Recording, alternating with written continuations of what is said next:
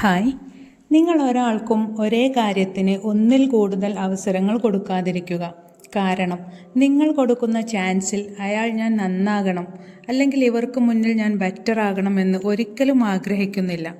ഇനിയും ചാൻസ് തരോ എന്ന് ചോദിച്ച് നിങ്ങളെ അവർ യൂസ് ചെയ്യുകയാണ്.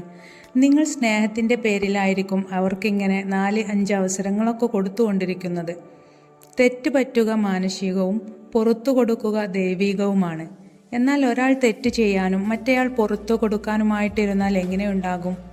തെറ്റ് ചെയ്യുന്നവർ തെറ്റ് ചെയ്തുകൊണ്ടേയിരിക്കും, ഒരു ഉളുപ്പുമില്ലാതെ. പുറത്തു കൊടുക്കുന്നവർ മനം മടുത്ത് മരവിച്ചും ഇരിക്കും.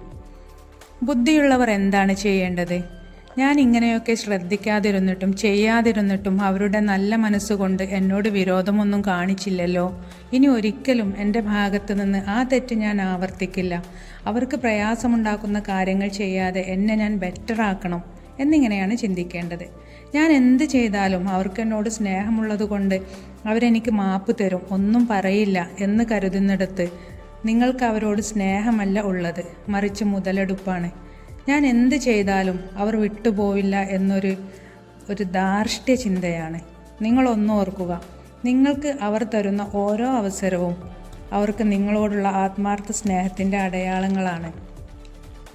അവളെയും അല്ലെങ്കിൽ അവരെയും ആ സ്നേഹത്തെയും എന്നും നിങ്ങൾക്ക് ആവശ്യമാണെങ്കിൽ അത് നഷ്ടപ്പെടുത്താതെ സൂക്ഷിക്കൽ നിങ്ങളുടെ മാത്രം ഉത്തരവാദിത്വമാണ്.